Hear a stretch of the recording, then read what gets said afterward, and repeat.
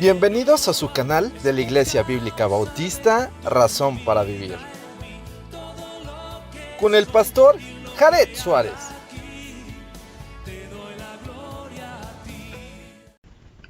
Bienvenidos a su canal de la Iglesia Bíblica Bautista, Razón para Vivir. Nos da mucho gusto poder nuevamente compartir con ustedes esta pequeña porción de la palabra de nuestro Dios que nos toca el día de hoy. Estamos en la segunda carta a los Corintios, el capítulo 8. Y bueno, vamos a iniciar haciendo lectura. Vamos a hacer solamente 8 versículos, así que le invito a que me acompañe a leerlo.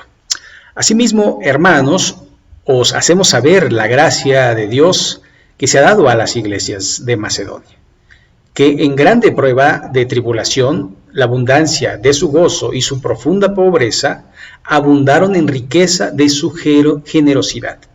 Pues doy testimonio de que con agrado han dado conforme a sus fuerzas y aún más allá de sus fuerzas, pidiéndonos con muchos ruegos que les concediésemos el privilegio de participar en este servicio para los santos. Y no como lo esperábamos, sino que asimismo se dieron primeramente al Señor y luego a nosotros por la voluntad de Dios, de manera que exhortamos a Tito para que tal como comenzó antes, así mismo acabe también entre vosotros esta obra de gracia. Por tanto, como en todo abundáis en fe, en palabra, en ciencia, en toda solicitud y en vuestro amor para con nosotros, abundad también en esta gracia. No hablo como quien manda, sino para poner a prueba, por medio de la diligencia de otros, también la sinceridad del amor vuestro. Vamos a poner este tiempo en manos de nuestro Dios bendito, Padre Celestial. Gracias porque pues tú en tu palabra nos guías, nos instruyes y pues prácticamente nos enseñas cómo debe ser la vida cristiana, cómo deben ser los cristianos, y hay muchas áreas en que se desconoce porque solo las personas se guían por instrucciones de hombres y no por tu palabra. Así que te rogamos que nos hables a través de ella y que podamos pues ser bendecidos por esta palabra. Te lo ruego en el nombre de Jesucristo. Amén. Muy bien, como vemos el subtítulo, la ofrenda para los santos. ¿Ok?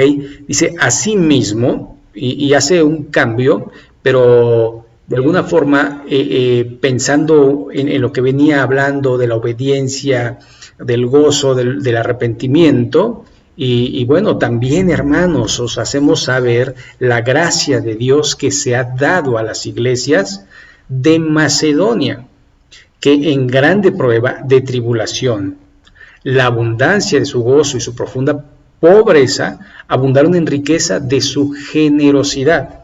Pues doy testimonio que con agrado han dado conforme a sus fuerzas y aún más allá de sus fuerzas. Y aquí es la circunstancia que de alguna manera las iglesias de Macedonia van a apoyar el ministerio, van a apoyar las iglesias que están teniendo necesidad, y aunque eran iglesias, como el apóstol mismo lo menciona, pobres, pero ellos en su pobreza abundaron en riquezas de su generosidad. Y esto es sumamente importante porque no es que daban lo que les sobraba, sino daban de lo que tenían. Y eso es un verdadero sacrificio, que es lo que significa ofrenda. Una ofrenda en el altar es un sacrificio. Y la mayoría de las personas no se quieren sacrificar. Ellos quieren de alguna manera bendición, pero sin sacrificio. Y sin embargo, esto no funciona así. La palabra de Dios así mismo lo va mencionando una y otra vez. Así que vemos cómo era algo que ya lo había instruido en la primera carta, que cada quien como propuso en su corazón, no por tristeza ni por necesidad, porque Dios ama al dador alegre, y si algo queremos es que Dios nos ame, y tiene que ver con nuestro corazón. Por eso siempre comento que nuestro dar, nuestra ofrenda tiene que ver con nuestra relación con Dios. No es que sepamos mucho, no es que tengamos mucha fluidez o facilidad de palabra, sino más bien es tu relación con Dios. No es cuántos dones, cuántos talentos tienes, no, es tu relación con Dios, porque tu relación con Dios, dice, es para la obra de Dios, es para Dios. Y a veces cuando obviamente hemos de entender que mucha gente ha sido lastimada porque hay iglesias donde te piden para todo, te piden en cada una de las reuniones de la iglesia, reunión de oración, reunión de mujeres, reunión de niños, reunión de jóvenes, reunión de adultos mayores, reunión de oración, reunión de esto, y en todas te piden. Y entonces uno dice, bueno, espérate, o sea, dice el apóstol que cada primer día de la semana, cada quien aparte, según como Dios le prosperó. Y esto tiene que ver con tu relación con Dios. Y esto era lo que estaban mostrando estas personas, cómo amaban a Dios, cómo amaban su iglesia, cómo amaban la obra del ministerio. Y por eso lo dieron aún más allá de sus fuerzas. Verso 4. Pidiéndonos con mucho ruego que les concediésemos el privilegio de participar en este servicio para los santos. O sea, de ellos salió, de ellos surgió. No fue una cuestión de que, oye, pues les vamos a pedir a las iglesias de Macedonia. No. Ellos mismos vieron la necesidad, Dios habló a esa necesidad y ellos mismos de alguna forma dieron. Yo creo que es algo muy importante, ¿no? Que no esperemos a que nos pidan, sino que realmente lo demos para la obra de Dios, para que la obra de Dios siga, para que siga habiendo predicadores, misioneros, iglesias, para que, y sobre todo iglesias con sana doctrina, ¿no? Porque ahora con este evangelio de prosperidad que es da y se te dará, me lo das a mí y Dios te lo va a dar a ti, y no es así. Realmente tenemos que pensar que es una cuestión de relación y que es conforme a las Escrituras. En el verso 5 dice, y no como lo esperábamos, sino que asimismos se dieron primeramente al Señor. Y esto es otra vez, al Señor primero, date al Señor primero. Si tú no eres del Señor y das una ofrenda, es una limosna. Si tú no le perteneces a Dios, si tú no eres un instrumento de justicia, si tú no eres la persona que Dios quiere que seas y estás dando, sí, eres generoso, pero no lo estás dando con verdadero servicio, con verdadera devoción, con verdadera comunión. Lo estás dando por compromiso, para que te vean o para que digan, pero no por tu relación con Dios. Y eso es muy importante. Primeramente te das al Señor y luego a los siervos de Dios por voluntad de Dios. De manera que exhortamos a Tito para que tal como comenzó antes, asimismo acabe también entre vosotros esta obra de gracia. Y esto de alguna forma pensar, ¿no? Tito tenía que comer, Tito tenía que viajar, Tito tenía que hacer muchas cosas y tenía que tener un sustento y no tenía que desviarse de ese propósito, ¿verdad? Y por eso de alguna manera también se le insta a que siga en esta obra de gracia para que, bueno, los hermanos puedan ser edificados y puedan crecer en esa gracia. Verso 7, por tanto, como en todo abundáis en fe, en palabra, en ciencia, en solicitud y en vuestro amor para con nosotros, abundad también en esta gracia. Y es que aquí el apóstol Pablo le estaba pidiendo a la iglesia de Corinto que también participaran en la ofrenda para llevarla a Jerusalén, porque había habido una gran hambruna y el apóstol Pablo estaba dispuesto a llevar una ofrenda para ayudar a los hermanos en necesidad. Recuerde que también los cristianos en esa época eran perseguidos y muchos se quedaban sin hogar, muchas mujeres quedaban viudas, muchos niños huérfanos. Entonces había una gran necesidad dentro de la iglesia, porque recuerde que la iglesia en aquel momento vivía en comunidad y entonces había que sostener a la iglesia, había que sostener a las viudas, había que sostener a los huérfanos, había que sostener las necesidades de cada persona. Entonces por eso también se le pide a la iglesia de Corinto que participen en esta gracia, ¿verdad? Y el verso 8 dice, no hablo como quien manda, es decir, no es un mandamiento, no es tienen que, sino es una invitación. sino para poner a prueba por medio de la diligencia de otros, también la sinceridad del amor vuestro. Es decir, vean la diligencia de los de Macedonia.